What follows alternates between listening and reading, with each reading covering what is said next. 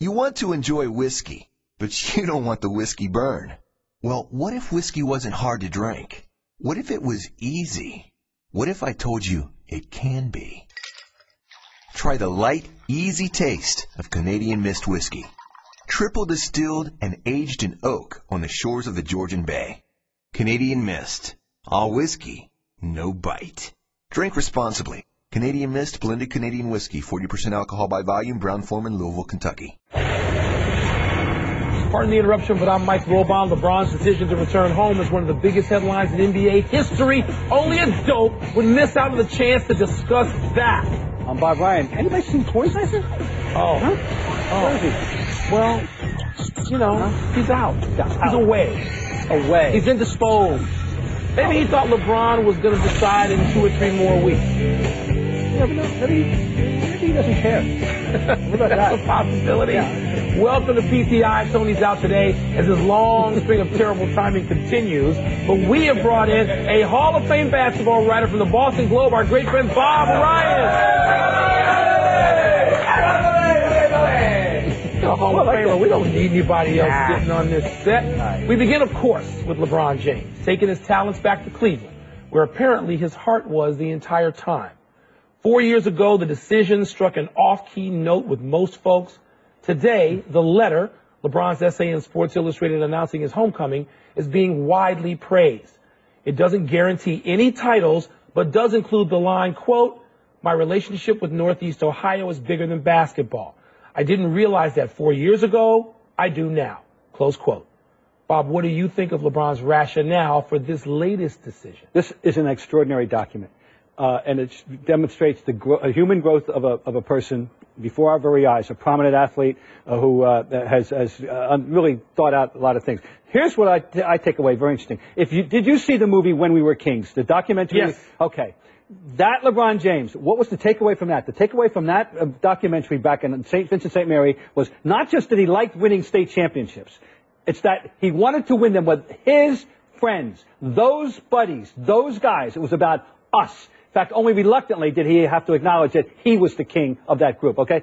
This is an extension of that person. This is that person grown up. And so that's why his decision to go back to Ohio with the sentiments about what it means to be somebody important in Ohio and help Ohio, Northern Ohio, grow, I buy it. He's invested there emotionally. Yes. He's been invested there emotionally. Some people will laugh at different parts of the country at the notion of Midwestern values and sort of being a little bit different. I've talked to LeBron about being a kid from the Midwest and what it means. And I think people who suspect that he would go back thought that this meant something, that community, this particular community meant something to him. I don't know that that's rare. I think it's rare that a person will act on it. You know what I mean? I can't think of too many examples. I can't. There may not be. There's one thing he said, though, also in that extraordinary document, and I love the way you put that, Bob. He talked about going to Miami, having been a kid who didn't go to college, as being, this is 4 years away. Not a coincidence, 4 years away. A lot of kids get to have that sort of transition from boyhood to manhood, 18 to 22. Okay, it was a little later with LeBron, but he learned a lot, and he realized this is where I want to be with, as you point out, particular people that he wants to pursue this with. He's already won 2 titles. He can win more there. This is a great savvy PR move for him as well, for his image, his eternal look. He is not going to be viewed by a lot of people, no matter what he does from here on out, as the equal of Michael Jordan because of 6. He's not going to win 6. Let's assume that. But he has established himself in an entirely different, almost, dare I say, altruistic light in a way that no superstar in basketball has ever done, and while he's still playing in any way. I mean, he got his own niche now. And they don't even have to win. He doesn't even have to win. I think it's interesting. LeBron has gone back to Northeast Ohio, Akron, and Cleveland during those summers, during his time off from NBA action in Miami. And I wonder, as he looks around, that part of the world, which at times has been suffering, and I'm not talking about titles now. I'm talking about economically. Sure. I'm talking about needing a cultural boost now and then. He clearly has seen that he makes a difference there in a way that he might not somewhere where he is not as emotionally attached. He may have I don't think a lot of people. He may have heard one too many mistake on the lake jokes. You know what I'm saying? And pride in where you're from. He's going to do something about Absolutely. that. All right. Now, Cavs owner Dan Gilbert says he is sorry about the letter he wrote publicly excoriating LeBron James 4 years ago in the aftermath of the decision. He told Yahoo that he sat down Sunday night with LeBron and expressed his profound regret about his emotional response to LeBron's departure. Are you buying his apology? And do you think this will restore Gilbert's reputation? Bob, I don't buy it in full. He's had 4 years. If you have profound regret, then why didn't you say something before now? Why was this letter up on your team's website 4 days ago? Until 4 days ago, it's still there. So if your regret is so deep and you want to make amends for this so desperately, why now? What happened the last 4 years? What, you didn't realize it because he was winning titles in Cleveland? And let me say this about Gilbert, who also has invested heavily in depressed communities, Detroit, Cleveland, places that being a kid of the Midwest sort of matter to me as an extension. I find it hard to understand that you didn't have it within you as a man to come out and apologize publicly any time before now. Your argument is very hard to refute. It certainly smacks of expediency here. You know, now that he's going to try and tell us about all the sorrow that the letters he got, all the grief he took in front of people, blah, blah, blah, blah. The other thing is, I think he was hoping, the fact is that he proclaimed the thing, we'll win before you win. And of course, when that certainly did not happen, he was embarrassed. Didn't even want to call any public attention to it, but he left it up there. And I don't know how we get away from that. He has no advisors. He has he has people that he consults with. If he can have a conscience, if you're saying, I regretted shortly thereafter that I even composed this letter, but you leave it out there for the public to consume in something that you're accountable for every day I just don't buy it. I think it's very convenient. He could not be, Bob, the person who stood in the way, no matter what kind of conversation they had. He could not stand in the way of LeBron James returning to Cleveland. LeBron James was a bigger person in this to me. By forgiving him. Literally, forgiving him. That's what we say. Yeah. Now, at least 2 Vegas sports books have already made the Cavaliers favorites to win the 2015 NBA title.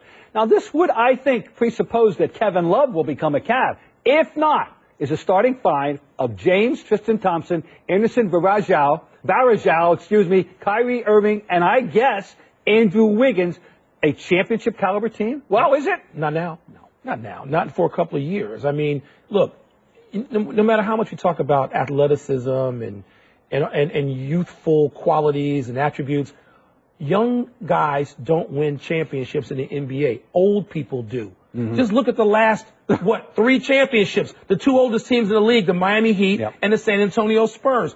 You have to be seasoned, and Kyrie Wiggins, who I would want on my team any day, and Mr. Wiggins, who I probably want, Kyrie Irving. Those guys, they're not seasoned. They're not going to win a championship in the next couple of years. That's why it's interesting that the Kevin Love trade rumors, Wiggins for Love. Wiggins hadn't even, neither one of those guys been in a playoff game.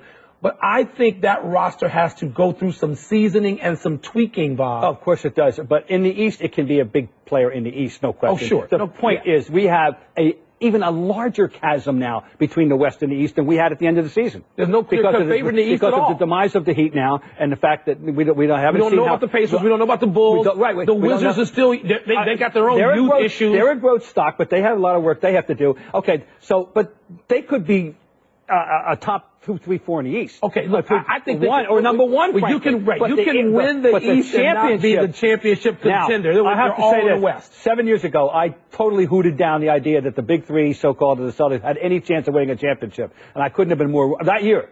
I couldn't have been more wrong. One reason being the roster things that took place, but I was wrong. So I'm going to be a little bit cautious. I'm not going to unilaterally denounce them and say they can't win. Those guys were old vets who have gone through winning series and losing series and their own disappointments. Kyrie Irving and Andrew Wiggins, if Wiggins is going to be there, haven't had that. Kevin Love hasn't even had it because he hasn't been in the playoffs yet. So it's good. Look, this is an exciting thing for Cleveland. I don't want to rain all over their parade. Yeah. It's going to be a tremendous team to watch. They're going to be in all the big games, the Sunday afternoon games, the Friday night games. It's a wonderful thing. But let's not pencil them in. You can do this in Vegas if you want. But real basketball is won by old people. Life has been restored to Quicken Loans Arena. That's it. Let's look at the jilted Miami Heat for a moment, Bob. They've got only 3 players under contract at present. Norris Cole, Josh McRoberts, Danny Granger. none of whom is a frontline NBA player, not Granger anymore. You'd think Dwayne Wade has to stay put in Miami, but I'm now hearing, others are hearing too, that the Bulls are gauging Wade's interest in another homecoming. Bob, where does LeBron's departure leave Pat Riley and the Heat? Well, with a lot of cap room, that's a joke.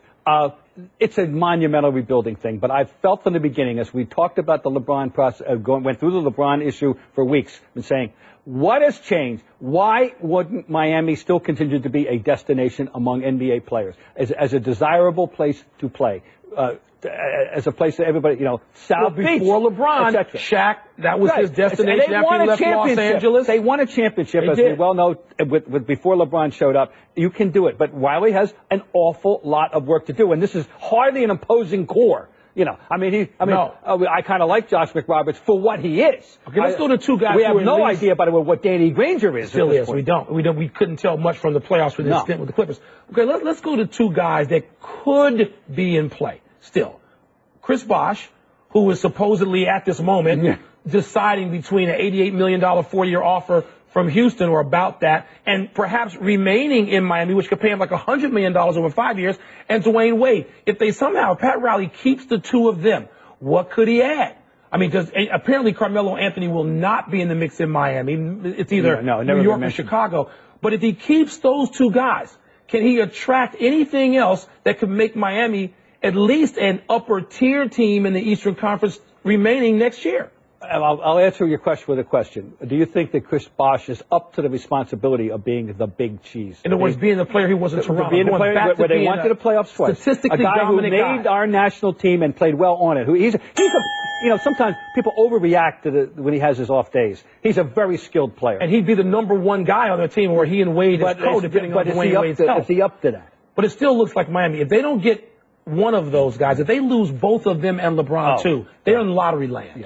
Yes. Now, the NBA West was tough enough last year.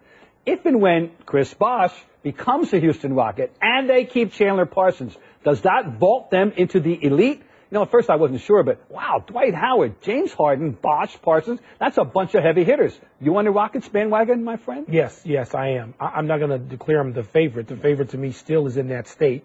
Yeah. But it's going to be the San Antonio Spurs. There's so many good teams in the West, Bob, as you pointed out. I mean, you're still looking at the Clippers. They're going to be better given what Doc Rivers is doing with their bench right now in the offseason. You still got, Dallas is getting better. You've still got Golden State. You've got, Oklahoma City. So Memphis, they're still loaded in the Western Conference. And they got to figure out how to do all of that because. But let's just talk about that group. Okay. Let's go over that group. I don't know. I'm not the president of the Dwight Howard fan club, but I can't ignore the numbers he puts up, okay? No, you can't. I mean, Parsons is a budding star. He's coming into his own. There's no question. Harden, we've got the line on. They look loaded. Yeah. They look loaded. Now, how deep? Nobody has a lot of depth except maybe the Spurs anyway, so we don't have to go there. Patrick Beverly, suddenly the heat's on him. With Jeremy Lin apparently is on his way to the Lakers. So it's Patrick Beverly. I mean, is he capable of being a big-time point guard? There's a lot there that certainly Kevin McHale would love to have. You talked about loaded. They're loaded. The question is, how do the pieces fit? Look, Bosh, we know, is a great teammate and can play with guys who need the ball more than he does, and he's willing to let them do it. So James Harden's not going to feel threatened at the presence of Chris Bosh, and neither will Dwight Howard. So this Parsons, of course, doesn't need it long. It's going up. It seems like the pieces fit, and we think that Daryl Morey and Kevin McHale know what they're doing. It's a crowded field in the Western Conference. The West is sick. It's sick good. It's unbelievable. I mean, I think there were 5 teams that could have beaten the Heat. None of them would have humiliated them the way the Spurs did, but at least 5 teams. Teams that didn't make the playoffs, like Phoenix. If you're Bosh, are you going to Houston, or could you be tempted to stay and be the man in Miami? No, I think he's got to go. I mean, I would go if I were him. Now that LeBron is signed, Carmelo Anthony is on the clock. The latest is Melo wants to play for the Bulls, but he wants to be paid by the Knicks, which is $50 million more. Melo has asked for a sign and trade, which would get him more money from the Bulls, but the Knicks are laughing at that. They're not going to help out. Bob, if you're Carmelo Anthony, how, if at all, does today's LeBron news affect your decision? All right. If I'm him, as opposed to him, if I'm him, I look at it this way. Suddenly the balance of power in the East has changed. With Miami's out of the picture. It's wide open. Okay. That being the case, if I go to Chicago, am I closer to the championship, or at least closer to the finals than if I stay in the? Absolutely. If it comes down to basketball, now I know we're talking about a lot of money, but it's got to be open shut, no argument. It's got to be Chicago. $77 million versus 129. If it's basketball. If it's basketball. It's only one reason for him to stay in New York, and that's money. Anyone in any industry, will we ask any musician to go walk away? Look, I'm a Chicagoan. Yes. I'm a Bulls fan, lifelong. I want to see this. $52 million or about that. It's going to be difficult. And sign and trade appears to be out. You know, Carlos Boozer's expiring contract. Phil, apparently was asked about that, and he just started snickering. Right. Okay. You can make more money off the court. Let me just say this, countering myself. If Carmelo Anthony goes to Chicago and helps the Bulls win a championship, he dines out on the city and its freebies, and I'm talking about contracts forever. Every ex-Bear, ex-Cub, ex-White Sox is still there, and they're making money, and nothing like Carmelo Anthony would make forever and a day if he was to go to Chicago and win. That's it. It's not guaranteed. The money in New York's guaranteed. Yeah, so this is not just a basketball. If it's a basketball decision, I'm told Carmelo wants to go to Chicago. It's not even, to me, it's no contest. But the gap is enormous. 52 mil. I know. Maybe we'll ask what Mrs. Anthony thinks about it. You know. Let's take a break. But coming up, LeBron's relationships with Cleveland's unproven new coach and his famous rookie quarterback. And later, the end of Clayton Kershaw's amazing streak. I hate this because I wanted this streak to be intact. This shows you how difficult. I mean, come on, how much more. ESPN Radio. With the action on the court, the diamond, or the gridiron. Comes alive. The NBA. The San Antonio Spurs are the world champions. Major League Baseball. The Boston Red Sox have won the World Series. The new college football playoff. The Seminoles have completed the perfect season. Your home for the best in sports play-by-play. ESPN Radio.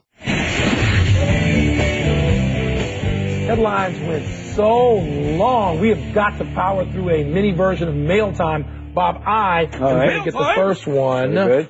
Should the Cavaliers have any concerns about turning LeBron over to a guy who's never coached in the NBA? This is the ultimate outside-the-box coaching choice, no question about it, because Dave Blatt has never coached in America, period. He's a Framingham, Massachusetts, Princeton University, and then the world. 22 years in various leagues throughout Europe. And but he's coached professionals. He's coached at the highest level outside America.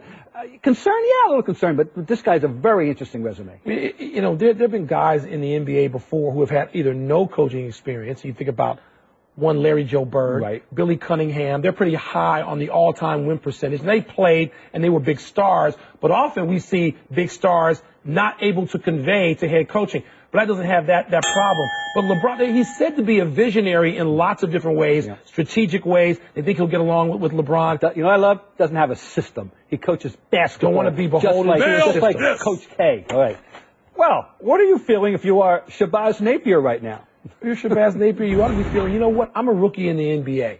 And I get to go, and we'll see who I'm playing with. There'll be plenty of playing time. There'll be plenty of shots. I'm going to be coached up. And I need to just go and make the team and not embarrass myself and be a rookie. That's what he ought to be thinking right now. I know people want to go, oh, he's got to be so disappointed. He's an NBA rookie. He's got a big friend in the league, right? He's got a mentor. He's got a booster. He's LeBron. Got a guy on the other end of the phone that he can call that he knows for advice. Yeah, I couldn't agree with you more. There's not the slightest need for a pity party, a tear shed for this young man. Let him prove he belongs in the league first. You know what? He did it in college. That's a stick. He can do it in the NBA, but not if he's throwing a pity party.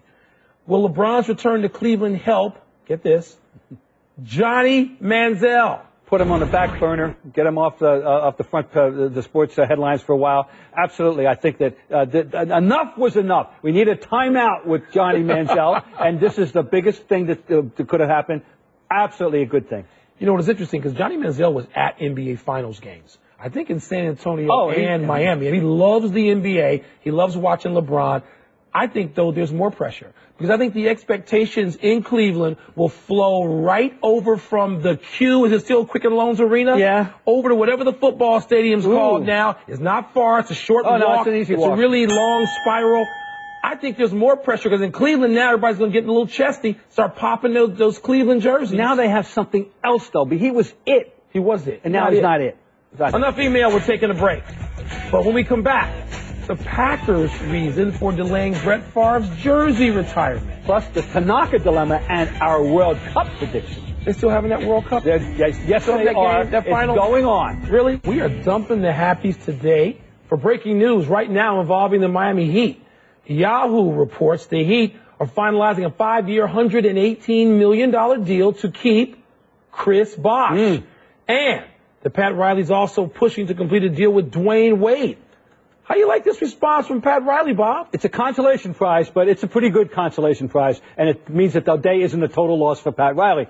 I say this about Chris Bosh. I've said it 1,000 times. Here comes 1,001. We need a summit conference featuring Riley, Spoelstra, and Mr. Bosh, and say, look, you can't just be a 7-foot Ray Allen. Run into the corner, wave your hand, shoot jump shot. They asked no more. To play that no way more. That's off over. Of LeBron. He was a 20 you and 10 can put it on the floor. Yeah. You're going to put it on the floor. You've got mismatches. You're going to post up. You're going to do that. You got to be a much more complete player than we've allowed with you to be Wade and Bosh. Miami in the weak East still stays a playoff team for certain, and still stays in the top 2 or 3 teams, 3-4 teams in the Eastern Conference, Absolutely. right? And in the future, I'm telling you, you can always attract a free agent to go to Miami. All right, Mr. Reale, what did we mess up? When we were kings was Ali Foreman, the documentary. More than the game was LeBron in high school. Happy trails. We didn't do Kershaw's scoreless streak snap last night at 41. That's small potatoes. Thank you, Laker Nation, for all your support. I'm very happy to say I'm home. Swaggy is back was the hashtag Nick Young. We can't deal with Swaggy. We're running out of the show. Let's go to the big finish. Tanaka has a partially torn UCL in his elbow. Is going to rehab rather than have surgery right now. Is that smart? Go under the knife now. Luis Suarez's transfer to Barcelona is official. Great move for Barca? I guess we could potentially miss a dozen games for them. The Packers say they will not retire Favre's jersey this year for fear he might get booed. Does that make sense? Oh, how soon they forget. Stop it.